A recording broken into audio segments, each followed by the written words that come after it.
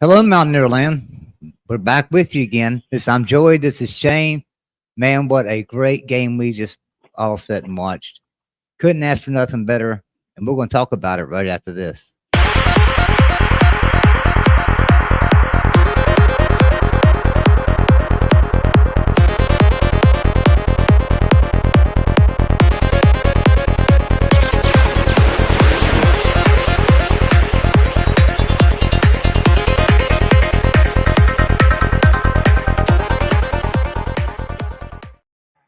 Well, welcome in Mountaineer Country. Before we go any further, let me tell you, Jordan is running late.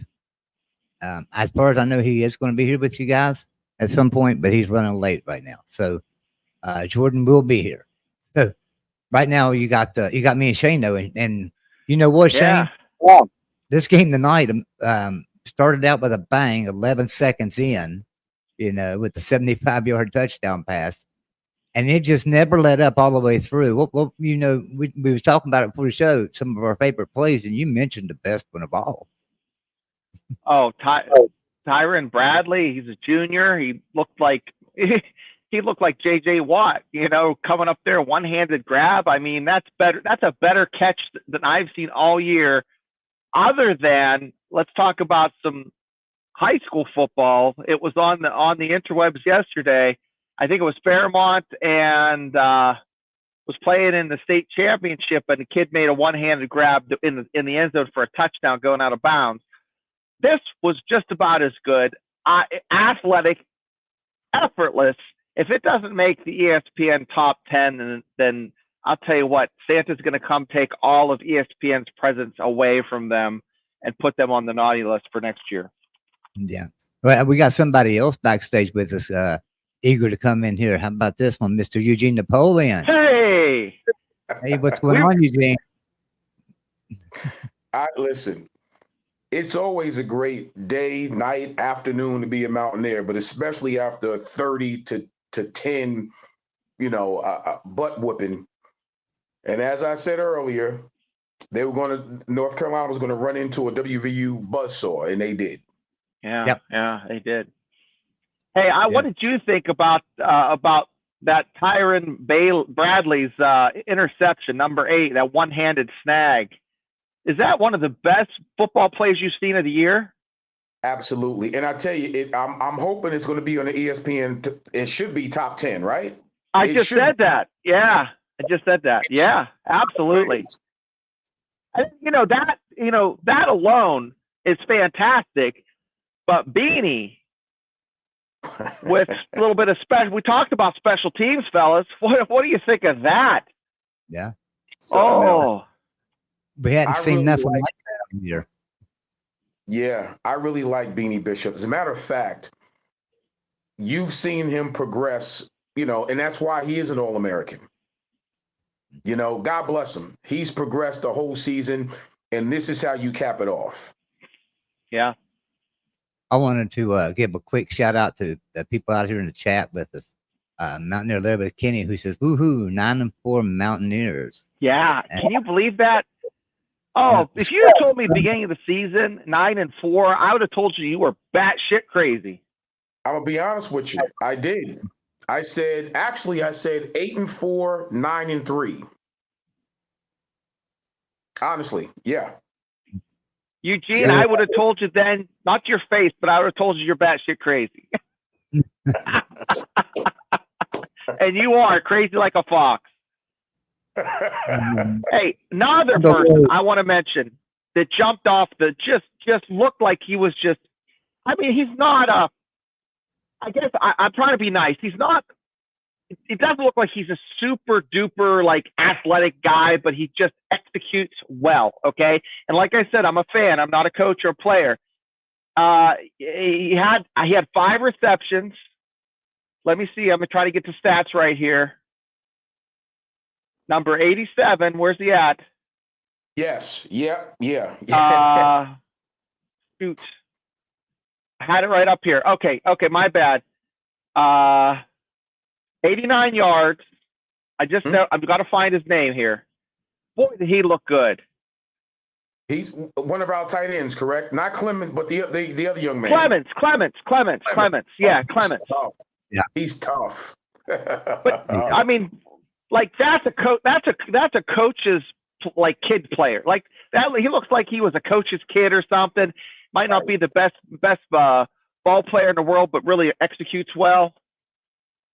Yeah. I'm going to tip my hat to the entire defensive line, and here's why. That Hampton running back that North Carolina has, he's no joke. You know, that guy had almost 1,500 yards rushing this year, and we held him to 74 yards on 20 carries. I think that's pretty good for a running back this caliber. That's a heck of a job. And again, you know, I heard Neil Brown say briefly after during the post game, real quick, he was talking about they didn't play their best on offense, but this was as complete of a game, honestly. Right. All three phases of the game. And this is how you're supposed to close out a season. Right. You know, that's a dominant win against a pretty good program. And I know people say, well, they didn't have all their talent, everybody in there, but neither did we. Yeah. So your matchup, it goes to show where your depth really is. And that also goes to show where you are in the building of your program. And I'm really happy to see that. Yeah, and you know what really looks good on paper is, you know, you had Beanie going up against J.J. Jones, which is he's a physical. He would be physical in the NFL. Okay, he pushed off. They reversed the call. My feelings were hurt for about 5 minutes, but then we moved on. But that was a really athletic play for such a big fella because Eugene probably knows this. When you gain that 10, 15 pounds, you lose a lot of athleticism. Once you get over that 200-pound mark, I know my sweet spot is at like 6 foot is 200 pounds. As soon as I get up to 215, 210, 220, you just can't move as well. And he was J.J. Jones, Joey, you were right. He is a stud, and he proved why he should be playing on Sundays because he had a hell of a game. Very physical. Scott Wemmett says that second string quarterback for Carolina was great. Yeah, Harold, man, he's going to be a fantastic quarterback for them because that's pretty much his first playing time, really. And I thought he controlled the game pretty good. Now he made some mistakes, right? He threw some interceptions and stuff, but for the most part, he looked really good and really poised. They're in good shape. With him at quarterback, they're in good shape because trust me, they've already recruited well. You put some more talent around him, he's going to be just fine. He's a really good quarterback. Eugene, I want to ask you a question, and then you tell me if I'm crazy. I was concerned right before that interception, right when they got that penalty, and they got that first down after that, 3 and out.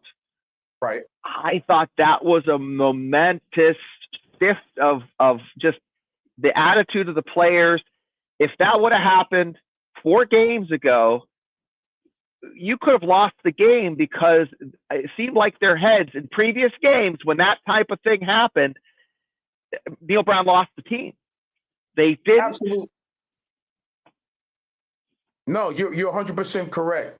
You're 100% correct. And it goes to show, once again, the maturation of where we are. And and that's a really, really good point. The emotional swing of these games, you got to tip your hat because they pretty much stayed even keel. And that's what you need when you're playing a game like this. It's really what you need. You can't go too emotional one way or too emotional the other way. You kind of have to stay balanced.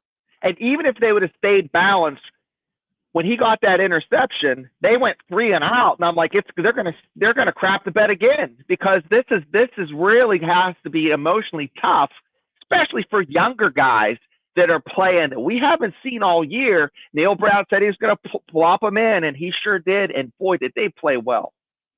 Absolutely, I'm telling you, I'm looking forward to seeing where we're gonna be ranked. After all the bowl games are over, I'm looking forward to seeing where WV will be ranked number 1 and number 2. I want to see, how they have the power rankings right after everything is over for each conference. I want to see where we are in the Big 12 after all of this.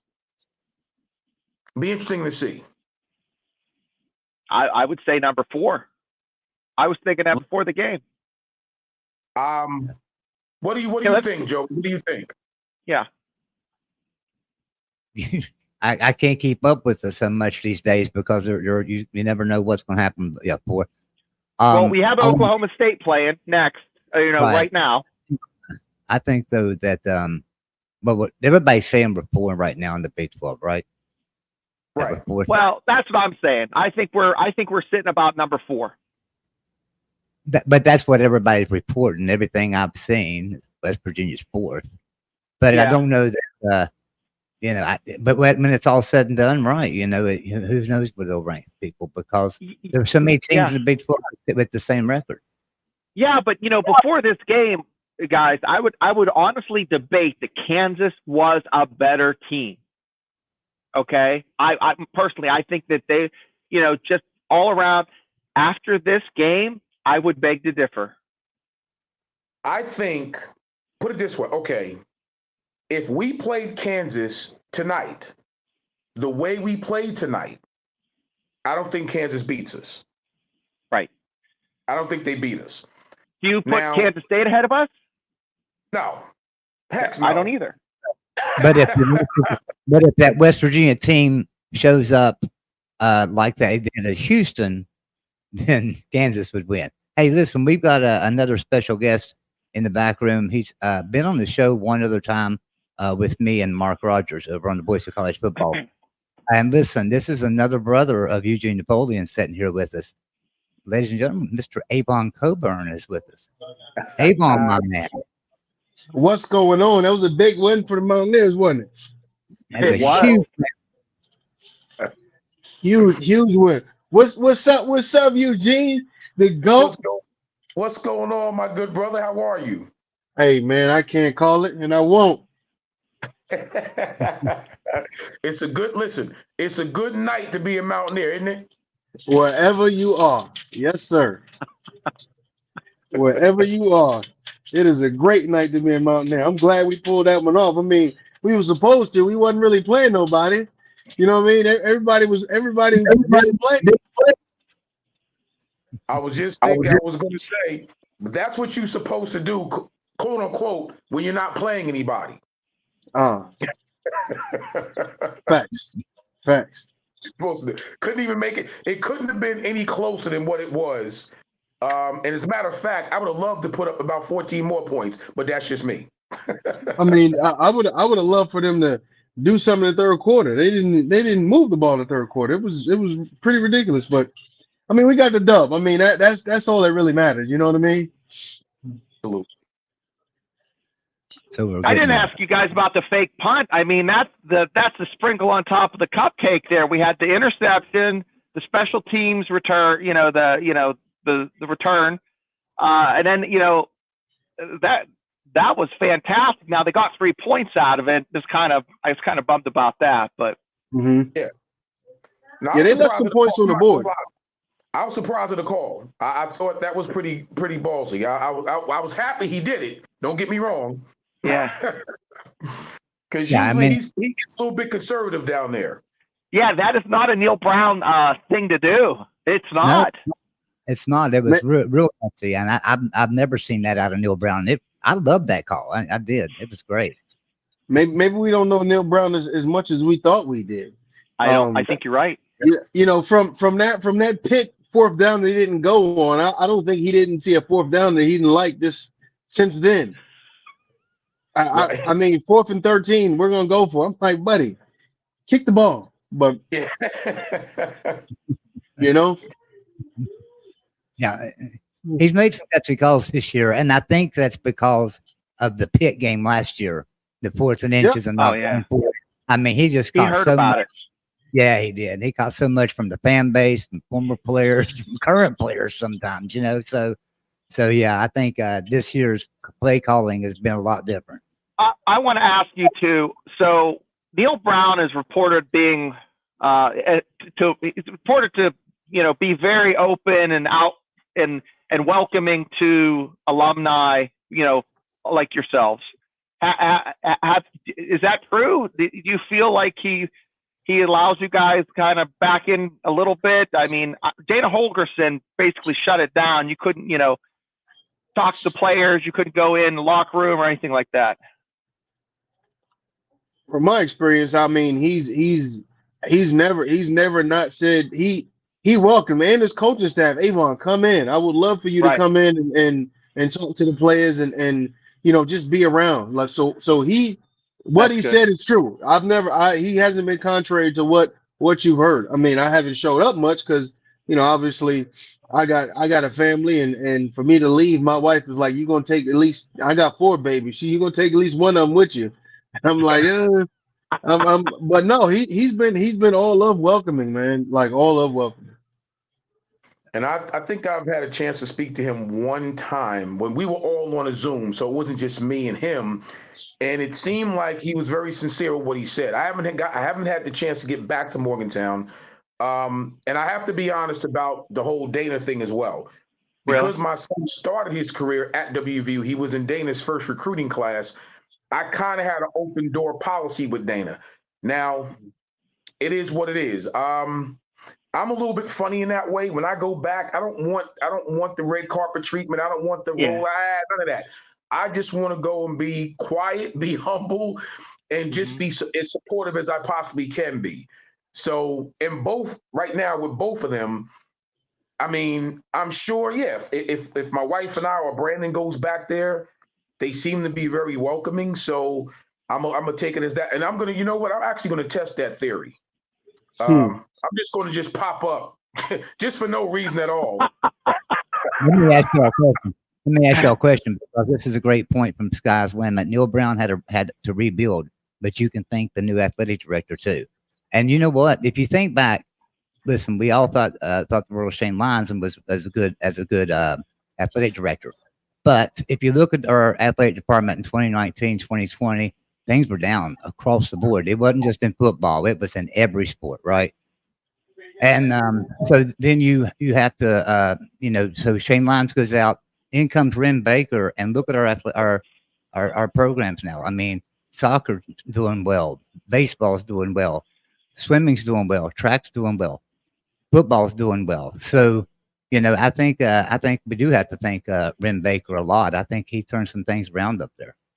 Women's basketball's killing it. Yeah. I'm loving it. I mean, that's crazy. Didn't their coach leave? So she came down to Charleston and then she left like literally the next day after we did the what is that? The dinner, the scholarship dinner, and she came and talked and then left the next day. I was like, wow, that's crazy. But I mean, they're playing well. They're playing well. It's about perspective when it comes to, when you have a AD that has some vision and he has some energy, it really does. It opens up for cohesiveness around the entire athletic program.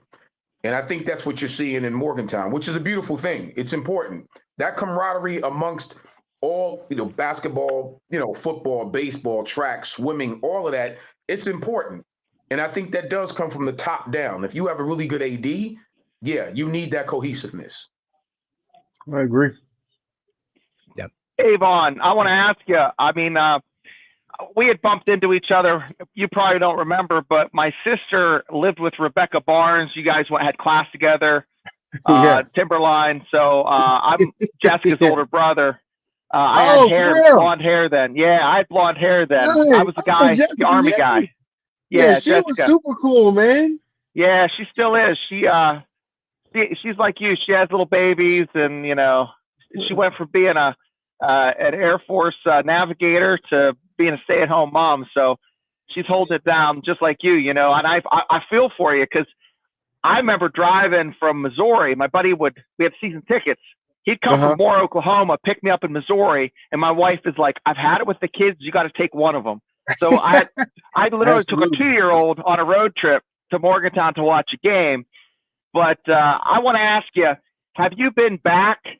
Like every time I go back there, even though I only live a couple hours away now, every time I go there, it's like something else pops up, and it's such a nice, everything's nicely done. You know, like Right. like everything they add, they just it's They do it with fantastic. You know, detail.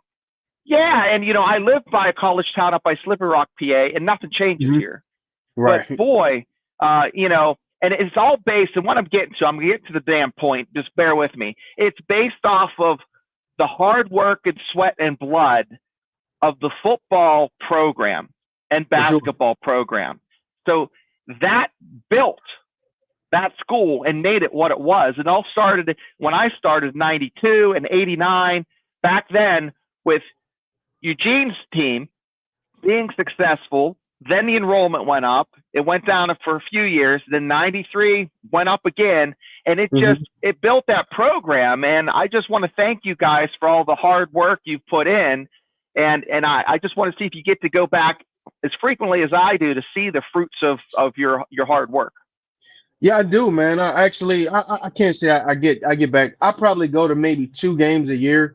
Because again, you know, I go to one and we take the family and I try to go by myself, but you know, again, my wife is like, nah, you're gonna take one of them with you. But I mean, they did a like whoever designed the rebuild. Right.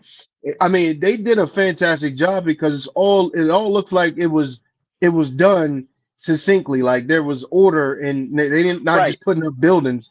I mean, and it all looks like I've been to UCF's campus, and their campus looks like it is phenomenal, and ours rivals that right now. I mean, I don't know. I mean, they have the biggest campus in the country, but as far as you know, what they did, I think they did a fantastic job of designing that entire campus now, Evansdale and the downtown campus. So yeah, man, I get back at least twice a year. I would like to go more, but you know, that doesn't always bode well. Eugene, did it change when you took your son there as a recruit compared to other programs?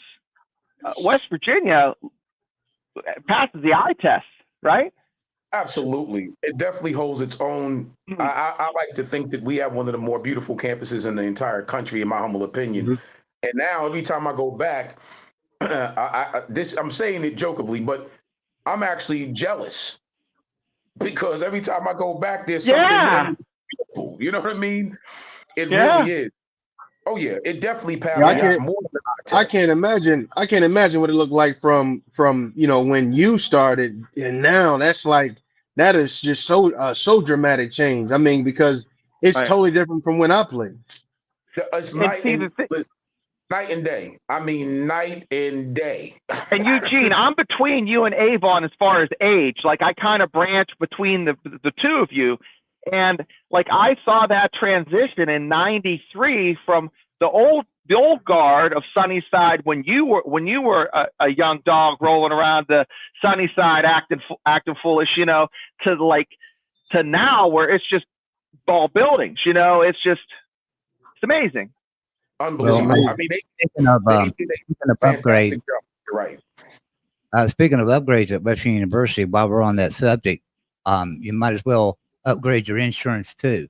See how I did that. See how I did that. So you know Chris, huh? I know Chris pretty well. Insurance. You get the best coverage, the best rates, and the best service. Chris Nowalski is a longtime West Virginia football fan, and he's a partner right here on the Voice of College Football. So check him out at switchtocris.com. And we appreciate everybody being here and showing your support for us. Well, gentlemen, man, I'm going to take off. I appreciate you, man. I appreciate your time. Hey, King, I'll talk to you soon. And you guys have a great one. Hey, that's your family. All right. He's awesome, man. I love him. Matter of fact, Joey, matter of fact, both of you, why I have you guys on here, you guys got to come on Relatively Sports. I'll do that. Absolutely. I'd love to. Okay. Love to. Absolutely. So, I'll definitely schedule, you know, individually, obviously, because I want you to get your own individual shine. Yeah. So hopefully, what's your schedule looking like within the next few weeks? Well, I'm one better than Joey. You only have to give me like 2 days in advance instead of 4. Let me Wait, say, that was you. hold on 1 second. Hold on 1 second, because we have some people in the chat that were telling Avon bye, and I didn't Okay. see that, and I apologize to the chat right now. So, let's see. There's something else too in the chat, and I think I've missed it here. Okay, here it was. I guess he meant Green, seeing West Virginia fans travel Right. and feel the stadium feel great. Yeah, it was probably 2/3 blue and gold. Yeah. Easy. And that's something too I think people really don't understand. When you have a passionate fan base that's going to travel, and this is why I'm really glad that the sponsors get a chance to see this, the bowl committees all around the country get a chance to see this. It's very important. You have a passionate fan base. We're going to travel. I don't care if the game is in East Jabip, we're going to be there. So I'm glad that people get a chance to see that and experience that. Every time I talk to someone about what West Virginia is all about as a state, Right. as a university, they don't understand it until you see it. Yeah. You know, and I've traveled all over the world, and I remember landing in Kuwait, waiting to go to Iraq, and as soon as I get off the tarmac, what do I see when I'm taking a pee? A flying WV. Get out of here. I did. And then a guy I worked for was a general in the West Virginia National Guard, found out I was West Virginia grad. I had lunch with him once a week. Fantastic guy.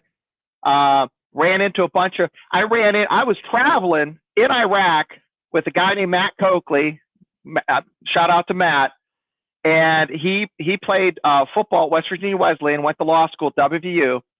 I threw him and his brother out of the sports page, and we didn't know that we knew each other until we'd been sleeping in the same tent for like 2 weeks.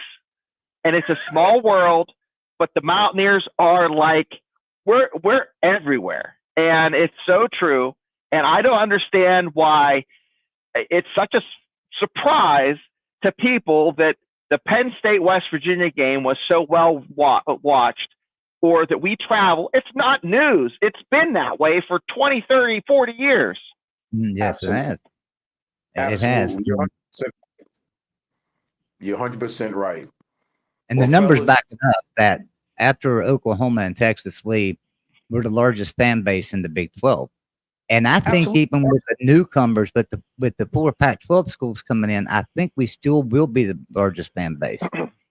I think BYU is pretty close to what we are as far as demographics and the way the people are just batshit crazy about college sports. Because Utah, like West Virginia, does not have a professional football team. They just have BYU and Utah, where we have West Virginia and Marshall, but, those are apples and oranges. I'm not crapping on Marshall. I'm just saying, up until recently, they didn't even play, right. You know what I'm saying? I remember watching them play for the Division, what is it, 2 title, in like the late 90s. So. Yeah, no, right. You're speaking facts and truth, and people can't get mad. If it's the facts wrapped around the truth, you can't get mad. No, that's true. Now, I would like to see an occasional game with Marshall, but I don't think it should be an every year thing, just simply because there's nothing in it for West Virginia. Now, there's more in it now than there used to be, but there was, if you think back, when we stopped the series, there was absolutely nothing in it for West Virginia, because if we won the game, we were supposed to win, and if we lost the game, death penalty. It makes me think of something, Eugene. And Joey, I want to get your take on this. And I know this is our West Virginia channel, but I want to talk about, again, Liberty is playing Oregon, and that kind of reminds me of a situation like when West Virginia does play Marshall. It's like a lose-lose situation. If they lose, it's horrible for West Virginia. If they win, well, you're supposed to win. So, with Oregon playing Liberty, if, the only person that has anything to gain, only team, I should say, would be Liberty, and it's hard for a team like Oregon to get up when you're playing, and no disrespect to Liberty, but they're a small school that punched above their weight, and had a fantastic season, but it's just the same type of scenario. No, you're speaking the truth, and again, that's when it comes down to coaching, right? You have to have your plays. You can't play. I'll never forget. Coach Nealon never let us play, and he never looked at it this way. But for lack of a better description, I'll say it this way: he never allowed us to play down to the competition. Right. And we played teams like we played a good scrappy Bowling Green team. Right. Yeah, you can probably add Bowling Green. No. He took Bowling Green as if they were Notre Dame. And that's the way we prepared. So if you're an Oregon team that's going to play in a bowl game against Liberty, listen, you better have them ready, because Liberty's going to come out and give you your best shot. Right. My sister played on a basketball team that had won the conference title from 1983 to 1998. She was on the team that lost one of the first in-conference games. And it's so hard because every game that the opponent is playing that's their championship. They're trying to knock off the king and have it. So nothing's more dangerous than a wounded, smaller animal. And that's the same scenario. You're playing a team, and you're right. Don Nealon did not let his teams play down to the level. Never, ever did I see that. Didn't like it. We talked about it, and it was funny. As a player, you understand what's expected. And I'm going to be honest, it sounds corny, but this is the God's honest truth. Those teams, the Don Nealon teams that I played for, there was a sense of pride for the state.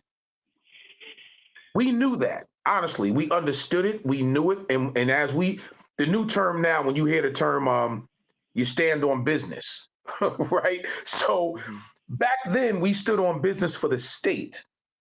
You really wanted to perform for the state of West Virginia. And there's something about, all of my former teammates now, when we talk all these years later, it's the pride, man. We're very prideful when it comes to talking about WVU. And that's what I love about being a Mountaineer. I'm a Mountaineer for life. And it's hard for people to understand that. You go other places, you don't have that. I don't care what they say. You don't have that. No. Not even close. I don't really want to bring this up because I haven't been bringing it up, but I'm going to bring this up about Noel Devine throwing Neil Brown under the bus with this recruiting thing. What do you think about that, Eugene? Well, I had a chance to see his son, some of his highlights, and I can't lie. Let me tell you something. Joey and Shane, that kid is special. His son is something different. So my son actually looked at his stuff as well, and I'm not sure where it's going to go, because they did their first initial early recruiting piece. They got the kids that they wanted to get, and going back to what I said earlier, they only took 2 high school kids. Everybody else were portal kids, right? Yep. So that's what I meant earlier when I was saying the portal is really hurting high school recruits. A kid like Noel Devine's son, let me tell you something. The reason why he's a difference maker, because he can play on either side of the ball, and he can flip the field in special teams. So when you have a talent like that, you may not look at him as a pure wide receiver or pure running back on offense or pure combo corner, because people don't know combo corners. That's a kid that can play, field corner or boundary corner, right? And he can return punts and kickoffs. A talent like that, listen, I'm not too sure that you pass up on a kid like that, because he gives you 3 to 4 different players in one kid. Now, I'm not there. I don't know what happened. I'm not sure what happened. I can easily see, though, Joey, where the scenario is, okay, do we take a high school kid where we have to develop for at least 2 years, or do we take a 20 or 21-year-old in the portal at the same position that we don't have to really develop. I thought of that, and I'm going to tell you what I'm going to tell you my thoughts, and this is based off of theory, not fact. I'm disappointed because based off of our previous conversation, we had, you want to get kids that have ties, that have heartstrings, family ties, aunts, uncles. I don't care what it is. They saw someone play 10 years ago and they just love the program. You got to pull on those heartstrings. I think they had that with him. I think what happened was someone's feelings got hurt, something was said out of context, or something happened to cause them to change their thought process. I don't know why you would change your thought process after offering, right, because you know he's going to fill those spots. He is a legacy, and he's talented. The one thing that I tried to look on video, and I can't really pick this up, I think he's smaller than advertised. I think he might be 10 pounds lighter, maybe an inch or two shorter. I don't know. I'm really grasping at straws because I can't figure it out. I can't wrap my head around it. I'll be honest with you, Shane. Let me tell you something. Now, have you met Noel Devine in person? Yeah. Okay. Thick legs, though. Yeah, but look, did it matter? No, because Noah got a good hit on him. You know what I mean? Noah got a good hit on him, you know? So, to me, what you said is exactly right. And that's probably why I'm not coaching anymore, because the legacy component is very important. We talked earlier about the transfer portal and kids not really buying into your program. And then you get a legacy opportunity and you know he wants to be there because he loves the program. Right. Sometimes that's more important, and it ain't like, and the kid is talented.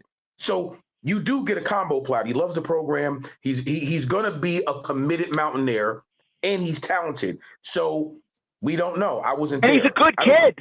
I mean, that's the other thing I've read. He's a good kid.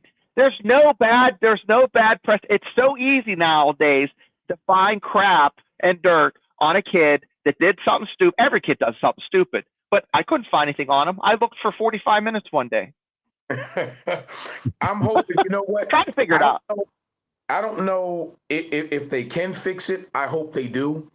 Noel Devine is a good dude. He's a good dude, and I know he's hurt the same way I would be if Brandon went through that same scenario. I would be bothered and hurt. You have to somehow mend the fence on that, because that can come back to bite you. Yeah. Right. Yeah. Come back to bite you. Because here's the other thing. I'm going to add this to it, and then we'll move on, and we'll wrap things up. But you got to think about this. Yourself, Noel Devine, Pat McAfee, Pac-Man, all the previous players that have clout and people love, and people still just have great memories of these folks. It doesn't matter how big the purse strings are. They have the control. They have because the way the state is set up, and it is, you're not going to get, as many big top 2% donors. You got to count on these alumni to give $2,500 or, $250 and it comes from those heavy set guys that are wearing the Neil Devine, and they're this jersey 2 sizes too small, and they're still rocking it to the games. You know what I'm talking about. And those are the cats you need to shake down for NIL money, the donations. Now, West Virginia did get a $500,000 anonymous donation last week, but just saying. Shane, you know what? You're 100% right, my guy. You got to be you have to learn how to play this game. You got to be very careful, because Florida is a huge state. We know this. It's one of the top recruiting states in the country. So what you don't want is for a Florida kid like Noel's son to feel some sort of kind of way. Yeah. And then all of a sudden, you know, Poison the well. I'll say this. We had a similar situation in the state of New Jersey. And something went on, and I'll tell you this. For a great many years, WVU was not welcomed in a few private high schools in our state. And it was because of the treatment or mistreatment of one player. Mm-hmm. And I remember having this conversation with some POW programs. And I'm like, wow, okay. I had to dead that issue because it was actually my son that we were talking about. And I kind of had to fix that with these other schools. Like, listen, things happen. It is what it is. But I don't want to hurt the program. And if you don't know what really happened, I'm not going to have you talk on something that you don't really know what really happened. So we fixed it it took about 2 to 3 years to fix it. But as to your point, I know how serious that can be because I went through it myself and I seen it and I understood and I'm talking about some powerhouse programs that were sending D1 kids all around the country to schools like Alabama, Georgia, Notre Dame. So, and we couldn't get in the building because, well, we don't like what happened with Brandon down there and with Dana Hogerson and all. I'm like, Right. Let's fix this because this is bigger than just my son. Now that was my perspective. And that pebble in the shoe gets bigger and bigger and bigger.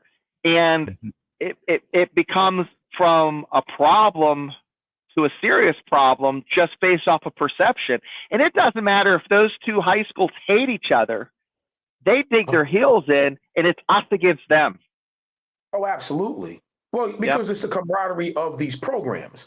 Absolutely. Now, when you come to New Jersey, you got some powerhouse freaking programs that, like I said, they have 3, 4, 5 D1, 4, 5-star kids, 3-star kids every year that are nationally recruited. So could you imagine if you can't even get in the door to talk to the kid? No wonder why the cupboard was bare when Dana left. Yeah, it was tough, but I'm glad that we're back in the right motions now. And West Virginia is well represented in New Jersey. People understand what Neil is building, and I'm very proud of that. Yeah, because he is building a great program, and you can see it just kind of forming together as it is right now. Absolutely. So we were talking about something earlier in the show about Matt Brown's record. Remember, Matt Brown was just terrible his first few years, just like Neil Brown was. And Matt Brown went on to win a national championship. So, but we tonight we got to see a great game. Our Mountaineers knocking off UNC. And I want to give everybody a final thought here and also let everybody know where they can find you at. So, Eugene, I'll start with you, man. Definitely. Well, as I said earlier, and I'm glad that the buzzsaw analogy worked. Very happy about that. And listen, love West Virginia. We'll always love West Virginia. Very proud of our Mountaineers. And I'm looking forward to seeing what 2024 is going to look like moving forward. And you can find me across all social media outlets at Eugene Napoleon. Just type my name in and I'm there. So very, very, very, very happy. And let's go Mountaineers. And right here we've got your store up. Right here we have your store up. And I'm gonna post a link to your store. Thank you. And then as well, you want to talk about that for a second. Well, thank you so very much, Joey. I appreciate you, man. That RB33 brand means a lot to me because again, RB stands for running back, which is my position. 33 was my jersey number, and it means a lot. Obviously, my combination colors. That's why everything is in gold and blue. Those are my favorite combination colors since high school. So, I appreciate you helping me support this and market. On your platform, Joey. I'm humbled and thank you again, my friend. All right, thank you, Eugene, and we appreciate you as always coming in with us. Let's go Mountaineers on to 10-win season next year, right? We got 9 this year. Let's jump to 10 next year. Hey, and if you like the channel, make sure to smash the notification button after you subscribe and share it. And me and Shane will be back. When are we going to do another show, Shane? We'll do a show in next week. It'll be probably half an hour show.